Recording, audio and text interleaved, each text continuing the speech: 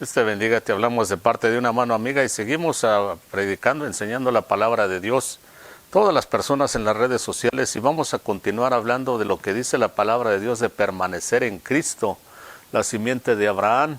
En el libro de Romanos el apóstol San Pablo lo llamó el buen olivo y dice que todos nosotros los que creemos, los que estamos en Cristo, dice que éramos olivos silvestres y que fuimos injertados en el buen olivo que es el Señor Jesucristo para que recibiéramos de la rica savia que es el Espíritu Santo de Dios, porque el olivo lo que produce es aceite y el aceite pues es el símbolo del Espíritu Santo de Dios, así que es la única forma que nosotros podamos tener una relación como Dios quiere y se necesita, tan cercana, tan buena con Dios, a través de su Santo Espíritu, y por eso Él lo representa al Señor Jesucristo en ese libro como el buen olivo y a nosotros como olivos silvestres que fuimos injertados en Él. Y de la única forma que podemos tener vida y dar fruto es así. En Juan 15:1 fue donde el Señor Jesucristo dijo: yo soy la vid verdadera. Ahí se representa Él mismo como una vid, un árbol de uvas, y dice: ustedes son los pámpanos. Dice: todo pámpano, dice, que me da fruto, dice, Dios el Padre lo limpia, dice, para que dé más fruto, porque de eso se trata, de que cada día seamos más útiles. Por eso Dios nos tiene en este mundo. Esta es toda la razón por la que Dios nos deja vivir en este mundo, para que un día conozcamos a Cristo y demos fruto. Fruto que es, pues que le demostremos al mundo que Dios existe a través de nosotros y que es bueno y que salva a través de nuestra vida, de fruto, de amor, de gozo, de paciencia, de benignidad, de bondad, de todo eso que la gente necesita, que busca en otras personas y que no hay en ningún lado, solamente en aquel que conoce y está apegado a Cristo. ¿Y de qué forma podemos permanecer en Él? Ya hemos hablado de las parábolas del buen sembrador, donde dice el Señor de que de las 4 personas que oyen la palabra de Dios, solo una permanece y da fruto. Y entonces hay que seguir estudiando de qué forma permanecemos. En el libro de Hebreos vamos a leer entonces lo que Dios le habla a este pueblo de Israel en una ocasión. En este libro de los Hebreos Dios le habla al pueblo de Israel, al pueblo judío. Y les dice así en el Nuevo Testamento, en el libro de Hebreos capítulo 8 y verso 6, dice: pero ahora Él ha obtenido un ministerio tanto mejor, por cuanto es también el mediador de un pacto, de un mejor pacto establecido sobre mejores promesas. Pues si aquel primer pacto hubiera sido sin defecto, no se hubiera buscado lugar para el segundo. Porque reprochándoles, Dios dice: mirad que vienen días, dice el Señor, en que estableceré un nuevo pacto con la casa de Israel y con la casa de Judá, no como el pacto que hice con sus padres el día que los tomé de la mano para sacarlos de la tierra de Egipto, porque no permanecieron en mi pacto, y yo me desentendí de ellos, dice el Señor. Porque este es el pacto que yo haré con la casa de Israel. Después de aquellos días, dice el Señor, pondré mis leyes en la mente de ellos, y las escribiré sobre sus corazones, y yo seré su Dios, y ellos serán mi pueblo. Y ninguno de ellos enseñará a su conciudadano, ni ninguno a su hermano, diciendo: conoces al Señor. Entonces aquí en esta escritura es donde habla del pacto que Dios hizo, de este pacto de que el Señor Jesucristo en la última cena dijo: esta es la sangre del pacto, la sangre que yo voy a derramar por este pacto que hago con todos los pueblos, con todas las naciones, con todos los hombres, donde se viene y se cumple lo que Dios le había prometido a Abraham, que en la simiente de él, en Cristo Jesús, todas las familias de la tierra iban a tener oportunidad de entrar en pacto con Dios y ser bendecidas. Y después dice que también partió el pan y dijo: esto representa mi cuerpo, dice, que va a ser quebrantado por ustedes. Y también les dice el Señor en esa ocasión, cuando hace esa última cena, dice: todas las veces que hagan esto es para recordar mi muerte, mi resurrección y mi segunda venida. Cada vez de que se lleve eso a cabo, la Santa Cena es para eso. Y entonces por eso se debe de... Esa es la idea de practicar la Santa Cena, lo que llaman la Santa Cena, porque estamos anunciando ese pacto que Dios hizo con nosotros, con todos los hombres, para que todos tengamos oportunidad. Todo aquel que quiera tener salvación es la única forma. La religión puede decir todo lo que quiera, pero acuérdese que una vez partimos de este mundo ya no se puede hacer nada. La religión siempre tiene sus ideas y siempre sacan sus propias explicaciones aparte de la palabra de Dios. Creen que son infalibles, creen que saben más que Dios. Pero yo no les recomiendo que haga caso de nadie lo que diga, de lo que diga nadie sin primero ver lo que dice la palabra de Dios. La palabra de Dios, porque el Señor dijo claramente, el cielo y la tierra pasarán, pero mis palabras no van a pasar, se van a cumplir.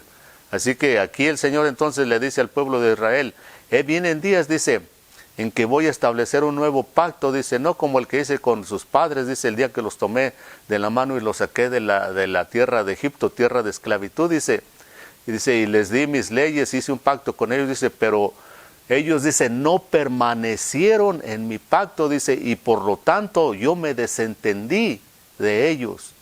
Ahora, estamos hablando que el Señor hizo un pacto ahora con nosotros, con todos los seres humanos desde su muerte y su resurrección, pero se trata de permanecer en Él, de permanecer en Cristo. Porque si no permanecemos en Cristo, nos va a pasar lo mismo que al pueblo de Israel. Y nosotros no somos nada diferentes ni mejores que el pueblo de Israel. Si no permanecemos en este pacto que es de gracia, es peor la condenación. Porque el mismo Señor vino a rescatarnos. Y ahí en ese mismo libro de Hebreos dice que si despreciamos una salvación tan grande, dice, Dios no nos va a perdonar. Y así que entonces tenemos que ver, porque en la parábola del buen sembrador, acuérdese de que el Señor le dice a los discípulos, van y le preguntan, pues explícanos la parábola. Y ya cuando todos se fueron, dice, toda la multitud se había ido, solo quedaron sus discípulos y sus seguidores. Y Él les empieza a explicar, les dice, a ustedes les he dado a conocer los misterios del reino de los cielos, porque ustedes son mis discípulos, ustedes son los que permanecen a mi lado en toda situación. No solamente cuando todo está bien, en toda situación esos son los verdaderos discípulos, los que son fieles, y hace que les vaya bien o les vaya mal. Acuérdese que no todo el mundo es fiel, solamente cuando todo aparentemente está bien es que normalmente somos fieles, pero con Cristo es diferente. Ha habido mucha gente que incluso ha dado su vida por Cristo. Hasta ese punto tiene que llegar la fidelidad del ser humano con Dios a veces. Y el Señor les dice a ustedes, entonces se les es dado a conocer los misterios del reino de los cielos porque ustedes son mis discípulos. Y no es que ellos eran mejores que nadie, sino que ellos eran los que permanecían con Cristo. Todo aquel que no permanece con Cristo, pues es imposible que llegue a entender los misterios o la palabra de Dios. Y una de las cosas que nos pasa es que no aceptamos la palabra de Dios porque no toda la palabra de Dios es como nosotros quisiéramos. Hay muchos mandamientos. Por ejemplo, el Señor dijo, no mentirás. Hay gente que ama mentir. Entonces ese mandamiento no les gusta. Hay gente que ama robar. Ese mandamiento no les va a gustar de no robarás. Hay gente que le gusta adulterar, fornicar. Esos mandamientos, toda esa palabra. Por eso el Señor cuando les dijo en el capítulo 6 de San Juan, el que no come mi sangre y bebe mi sangre no permanece en mí. Solamente y estaba hablando simbólicamente. Porque ahora, por eso estamos mencionando lo de la Santa Cena, cuando el Señor habló de este pacto, dijo, el que no come, no participa de mi sangre y de mi carne, dice, no puede permanecer en mí, pero aún más, ahora solo lo hacemos, es simbolismo, no es que realmente comamos literalmente, porque no somos caníbales, y aquella gente se escandalizó y dijeron, ¿cómo nos quiere dar a beber su sangre, a comer su carne? Él estaba hablando simbólicamente, pero ellos no entendían, no querían entender, se escandalizaban y se fueron.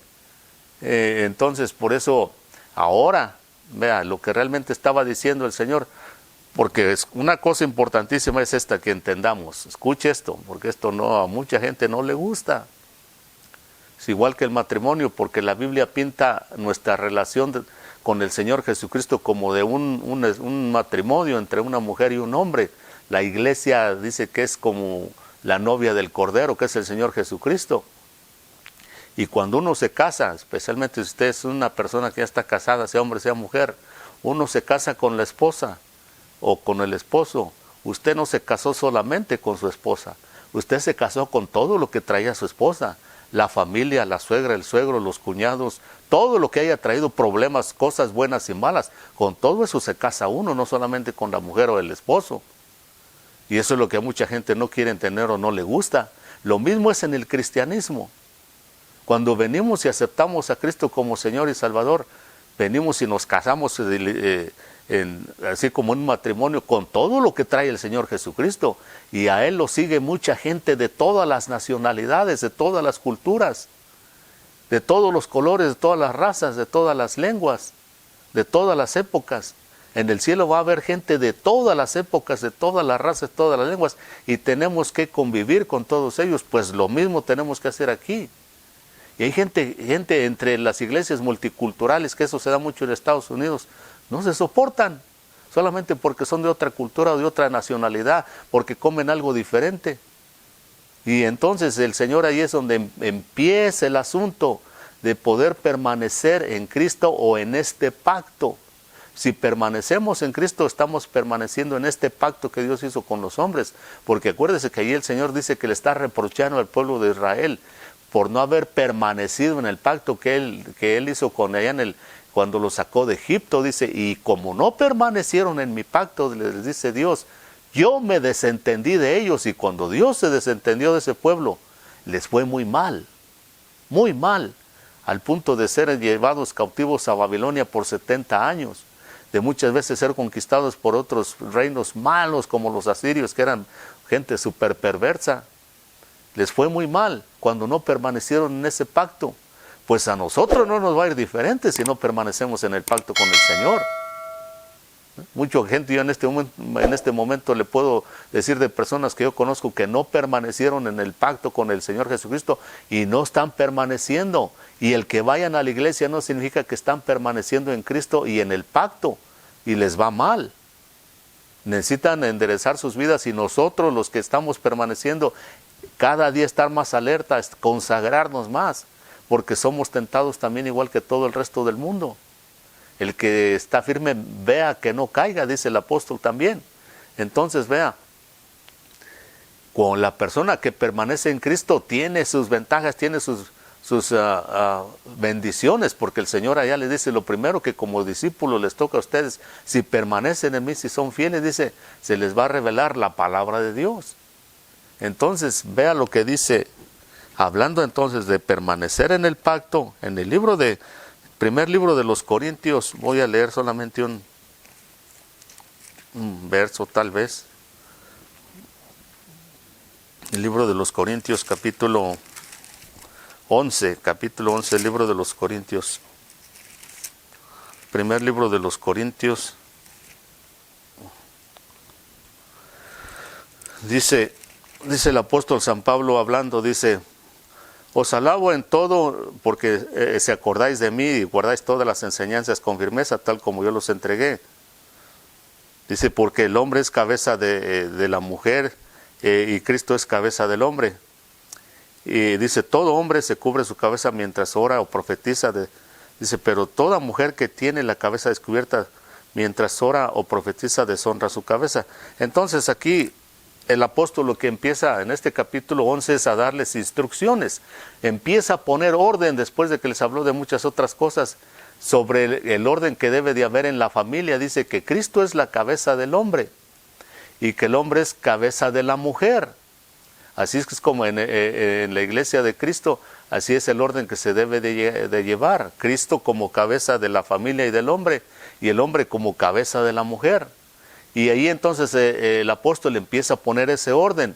Y luego les habla de la Santa Cena, de lo que estamos hablando, del pacto. Dice, en esto dice, no los alabo porque he oído que hay mucho desorden entre ustedes, le dice a los corintios, porque cuando van a celebrar la Santa Cena, he oído que se me ha informado de que muchos se adelantan, dice, y muchos se menosprecian unos a otros, llevan comida, porque en aquel entonces la celebraban con comida real, comiendo.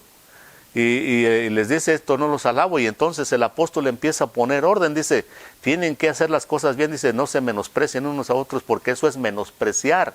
Eso es tomar la Santa Cena del Señor indignamente, sin examinarse. Dice, examinen bien, dice, porque el que toma y bebe participa del cuerpo y de la sangre del Señor, dice, lo hace indignamente, sin discernirlo, dice, trae juicio para sí. Incluso muchos hasta duermen. Entonces, tiene que haber orden, y el apóstol les empieza a poner orden allí. Cuando pone ese orden en el capítulo 12, empieza a poner orden en cuanto a los dones espirituales. les dice cómo se deben de llevar a cabo, cómo se debe de organizar la iglesia. Cuando llega al capítulo 13, dice, mas yo les enseño un camino más excelente. Dice, si yo hablare lenguas, pero no tengo amor, si hago milagros, si no tengo amor, nada soy. Pone orden en el capítulo 13, dando a entender de que el fruto del Espíritu tiene que ir de la mano con los dones espirituales. En el capítulo 14 regreso otra vez a decirles cómo se debe de llevar, ya que entendieron lo de los dones que van de la mano con el fruto del Espíritu. En el capítulo 14 les dice cómo hacerlo. En el capítulo 15 les habla de la resurrección y es donde les dice, les voy a revelar un misterio, el misterio del arrebatamiento. En el capítulo 15, versos 51, 52, dice, no todos dormiremos, pero todos seremos arrebatados. En el capítulo 16 les empieza a hablar hasta de dinero, de la economía. Pero todo empieza desde el capítulo 11, empieza a poner orden, porque tiene que ser gente que tiene que madurar, permanecer en Cristo, permanecer en el pacto.